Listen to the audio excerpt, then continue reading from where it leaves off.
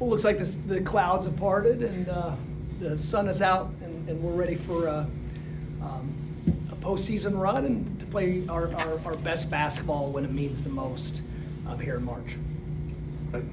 You got a lot of trust in your staff and players. I assume you're prepared for the short preps and everything. And then on the flip side of that, how tough do you think personnel-wise, scheme-wise, you guys are to prepare for in 24 hours, 48 hours? I do think the way our roster is constructed, that we're challenged to match up in the short term.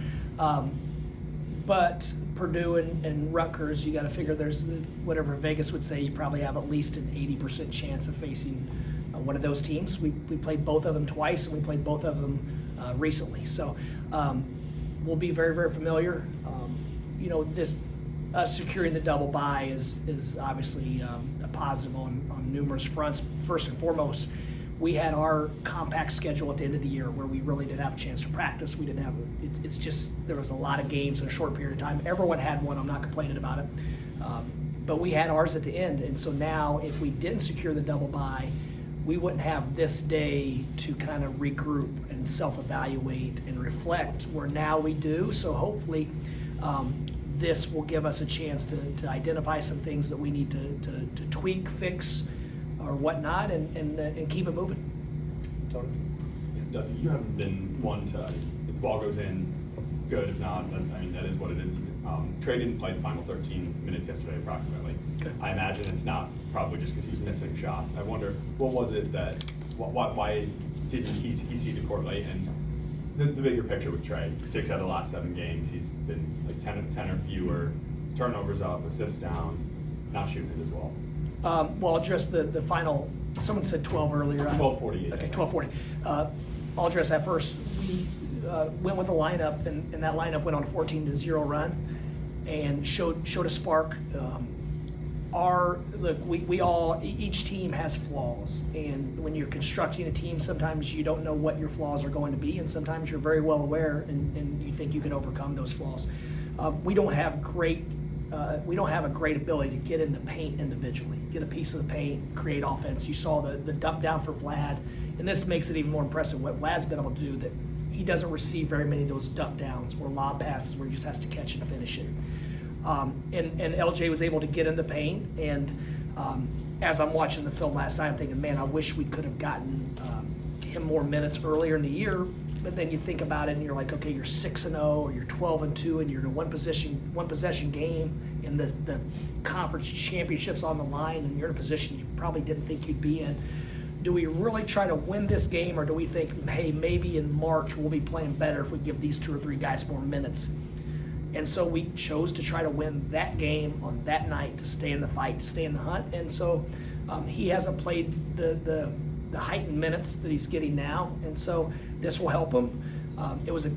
Every decision we make is a gamble, is a risk, and we chose to ride the veterans when we were in those situations. So looking back, I wish we would have had a bigger margin, and we could have played more guys and got them more experience in Big Ten games, but we weren't able to do that. So LJ was able to get in the paint, and we rode that group. And then the last 4 minutes, I wanted to look at Fat and those guys, and give LJ just more opportunity, more reps, more possessions. So we need Trey to play like Trey if we're going to be at our best. When you look at our most productive games, UCLA, the first half at Indiana, it's when Trey was running our team at a high level, and the shots, they're going to fall. I mean, but I just told someone in the office, if you would have said, hey, Dusty, in 20 games from now, you guys are going to shoot 30% from 3, I'd be saying that, what is today? March 10th? I'd say I'm probably on an airplane on March 10th to go recruiting. That we probably didn't make the Big Ten tournament.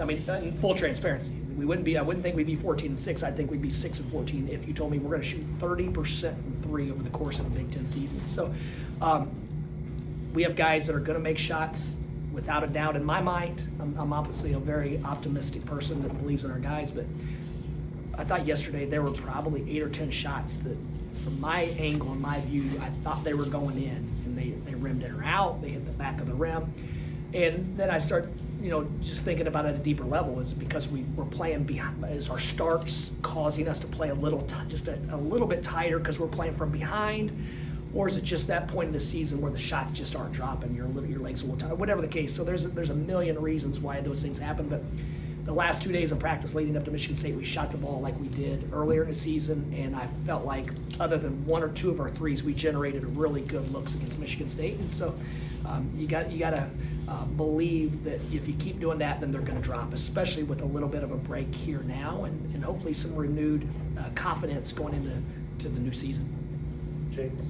Just got to, when you've coached and been on staff that teams that have had success in the postseason, I guess from your speeches are common trait or quality that those teams seem to share that have success? Well, you guys asked a question the other day, I can't remember who, it might have been you, and asked if we'd ever been a part of something like this, and someone on our staff said, yeah, when we made the Elite Eight of Florida, we lost 3 games in February late, 3 consecutive games in February late. So I didn't remember that because, like everything else, I didn't even realize until a little bit ago that we had a 5 or 6 game winning streak in between this last night. I didn't realize that because that's not, whether we're playing Purdue, USC, Rutgers, or ourselves, that's where my attention's going to, not, oh wow, that's 3 games in a row. Has this ever happened before? How do we counter? It's how do we get our guys back believing the way we believed before, and how we're playing with the same edge and confidence that we played with for a majority of the season, and also not taking into consideration who we were playing, which I think the last 3 games, in my opinion, might be the 3 most talented rosters in our league. If they're not the most, they're up there. I mean, UCLA's obviously got an extremely talented roster. There's some other groups that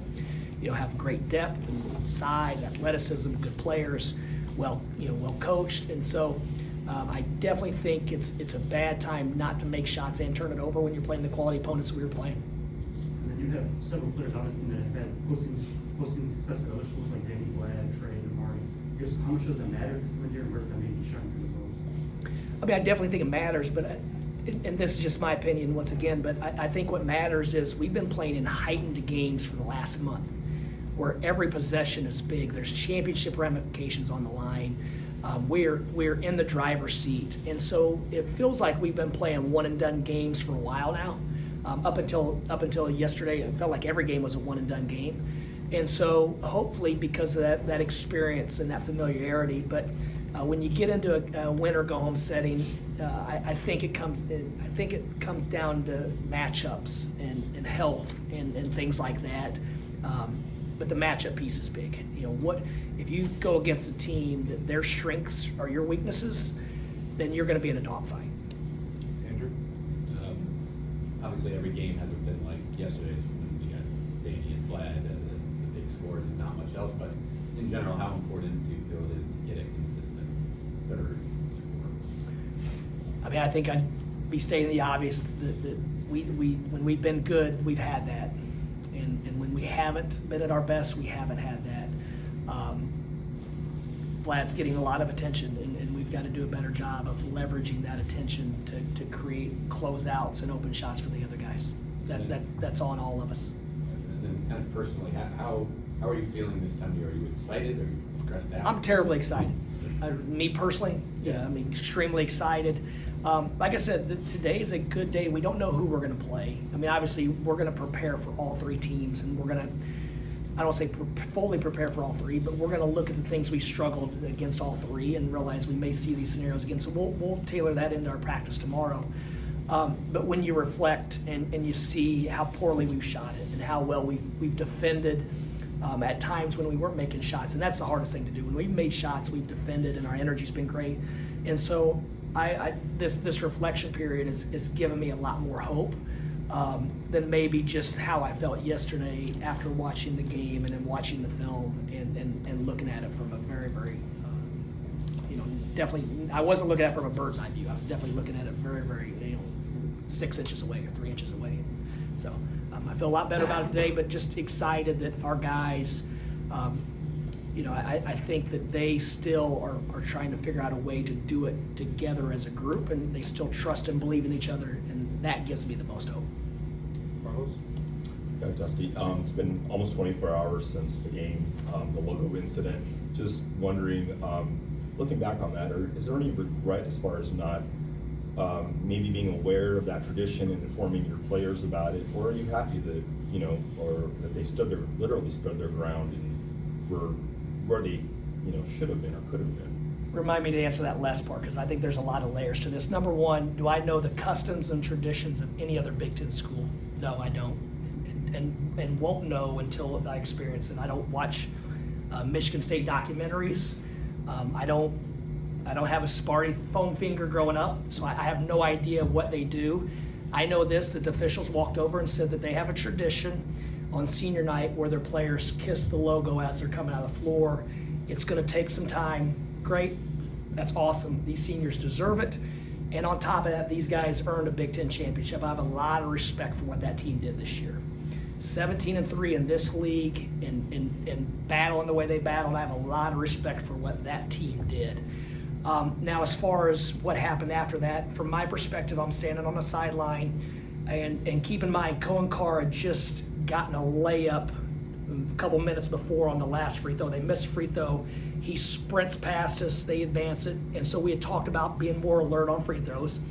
And so I think it's Pippins at the line, LJ and Fatter half court.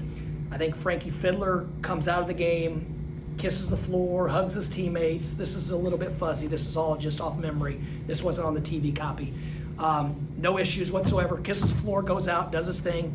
I think maybe they're subbing in for another senior at that point, and our guys, Fat and LJ, are standing at the exact spot they were when Fiddler kissed the floor, not doing anything other than just standing there. And then out of the blue, they're still standing at half court, and the Michigan State player comes up and two-hand shoves them in the chest. Now, the Spartan logo is about a third of the court. The game is going on. I didn't know that this happened like during the game. And so if we needed to back them up to the other end or put all of our guys on an offensive, I don't know what we were supposed to do in that situation. I know that we had two freshmen standing at half court, and they're respectful, great dudes. And obviously, like I said, this was not the first person that came out and kissed the floor. We'd already agreed to the officials and whatnot. And so, yeah, that's my perspective on it. I'm very proud that our guys didn't retaliate in a different manner that could cost them playing in the Big Ten tournament. To have that self-restraint and self-discipline and realizing that they're representing Michigan the way they do. So I was very proud of that moment, because that could have gotten really, really ugly. Have you talked to the team about that? Have you gone over that incident, and what would you do next year? Next year, I'd like to have the lead. Next year, I would say, hey guys, move back 5 feet. I mean, once again, like, this is competition, man. We're playing a game, and our guys are standing at half court, like, and once again, it wasn't as if Frankie Fiddler's coming out of the game, and it was just something happened during that. And this is a long period. You guys have the time. It was 3 or 4 or 5 minutes. They never moved. The player had already done it. So I mean, what I would tell them differently, like, keep your antennas up for whatever that behavior was. I'd ask them, hey guys, move back 10 feet on defense, because they're so fast in transition. I'm giving them credit for that as well. I tell our guys to move back 10 feet. But as far as knowing the positioning we're supposed to stand and things like that during Michigan State Senior Day, I wasn't aware. If Netflix, that's never popped up in my, what do you call it, queue. It's never popped up in my queue if it's Netflix or Prime or whatever the case. So, but once again, I don't think it was a big deal either. I mean, like I said, I was just proud of our guys to show the restraint that they did and not make it an issue that could cost them playing in the Big Ten tournament. Alejandro? Dusty, before the year began, you talked about how you thought this team would improve more than most because of all the newcomers and new staff. At this point, do you feel like that's happened? And if not, maybe a victim of its own early success, as you were mentioning earlier? I think we're a victim of what the scoreboard said at the end of the games. Can you elaborate on that? Would we go 3 of 24 from 3 yesterday? If we go 9 of 24 from 3 yesterday, we win the game. And are we a better basketball team because those shots went in? Yeah. Are we better than we were? Absolutely. We're much, much better. Is the competition and the opponent quality much greater? Without a doubt. Yeah, I mean, I'm just thinking, about our players, how far, Danny Wolf, Vlad Golden, Namari Burnett defensively. Reuben Jones has just had a tough stretch where he's been injured or healthy since the day he came on campus. And up to this point, he was a very durable player, always played through injuries at North Texas, played a lot of games. Obviously, Roddy Gale, he's not been the same player he was earlier in the year. And I still believe in Roddy, and there's going to be some real bright moments for him. I told the story of Mike Forrest. I shared this with the team. Mike Forrest was with us our first year at FAU. He was a local kid, and we begged for him because he had the characteristics of a champion. We'd never seen him play live other than film, but we knew how hard he worked. We knew his reputation in South Florida. We thought he would give us a little bit of credibility, and he had some really good options to go to other schools. We came in late and somehow convinced him to join us at FAU, and he was probably our most important piece for 4 years. Most consistent worker, did everything right. I mean, the kid is he's a 10 out of 10 in every facet. And his fifth-year senior year, and he got passed up by Davis and Martin and Boyd and some of those guys for minutes and whatever, and he struggled. I mean, he had a tough senior year, and something happened before the Tennessee game where he kind of found his groove and his rhythm.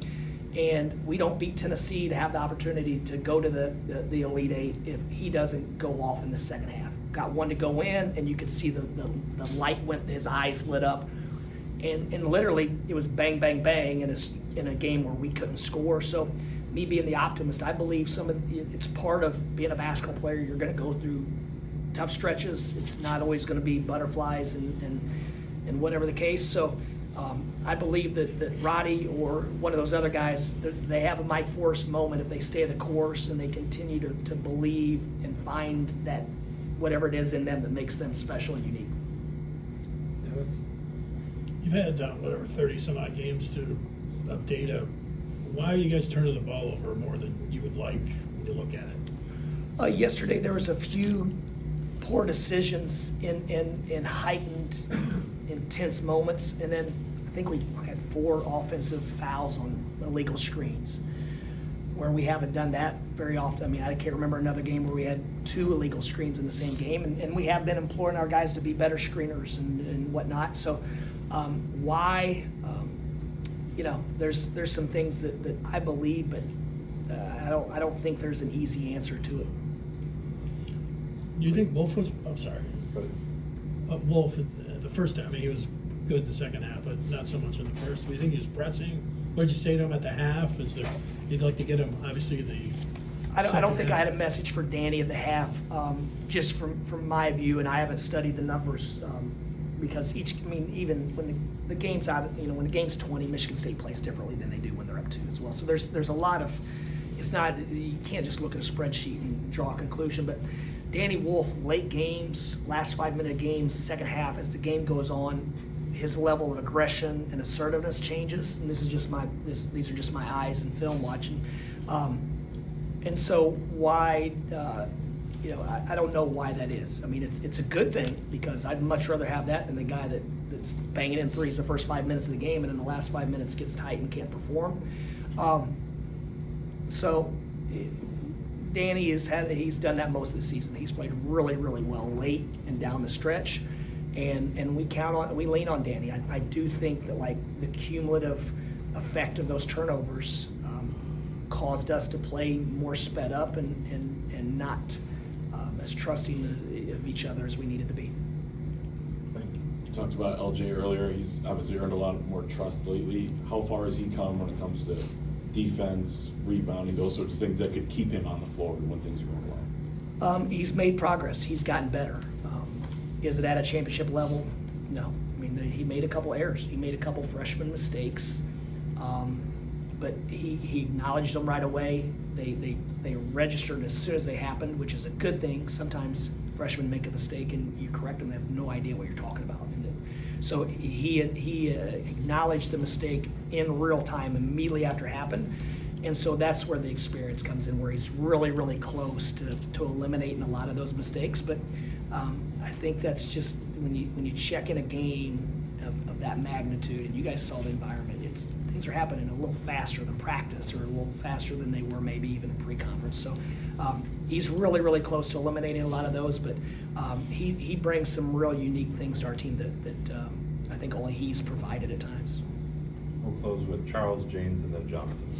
Yeah, going off what you said about needing a little bit more from Roddy and Amari and Trey, how do you balance instilling confidence in them, but also making it clear that you need more from them going forward? Make sure that they know that we believe in them, and we haven't lost faith, and we know what type of players they are, and thinking back to the good moments, and just to stay fresh of what they were doing to help your team win, but also letting them know that, like, you don't have to come out and score 30 to help this team win. Just make a hustle play, get an offensive rebound, the Wisconsin game. A lot of people talk about the 4-5. That was the game where the Blad and Danny found a real rhythm together.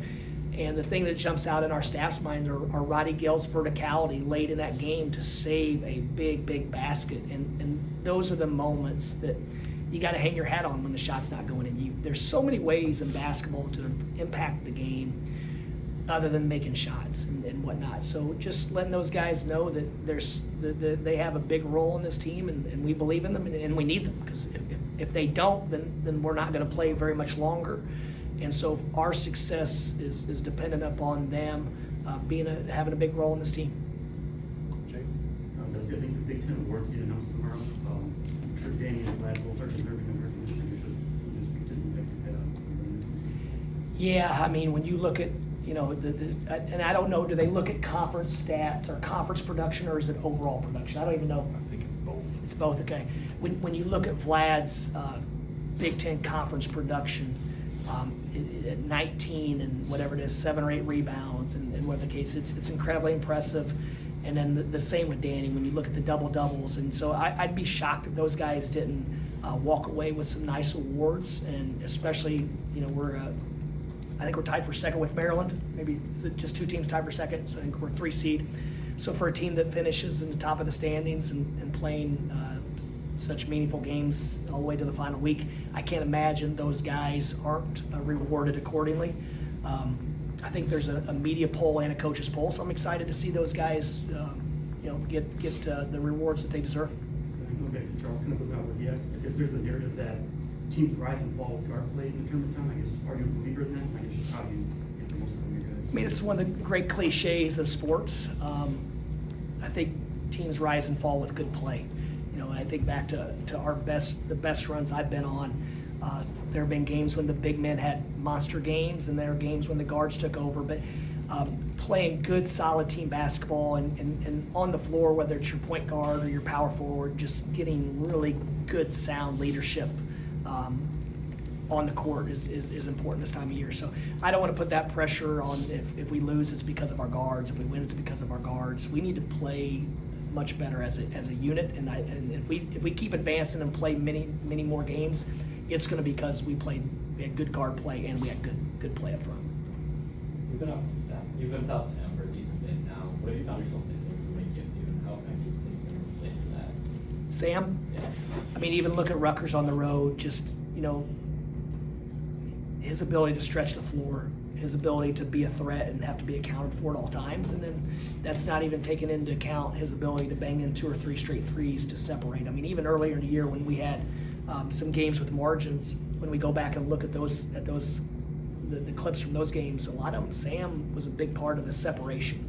Going from 12 to 20 quickly or whatever the case. And so, and then obviously the minutes, the wear and tear. Will Cheddar's in foul trouble yesterday, so now you're basically playing Vlad and Danny until the wheels fall off without a break. And Michigan State's running in 4 or 5 different big combinations, so they're going against a fresh body at all times. And so without Sam, we don't have that 3-4 backup position that stretches the floor, makes shots. And Sam had become a pretty sound defender. I mean, part of it was his reputation coming into it. They went at him. When they got the switch, they went at him, and credit him for making the improvements where they weren't very efficient going at him. And his rebounding was getting better. And so, yeah, that's been a loss, but I'll stick to every team has had illnesses and injuries and whatever the case. And, we're going to coach the team that's playing. Okay, Coach.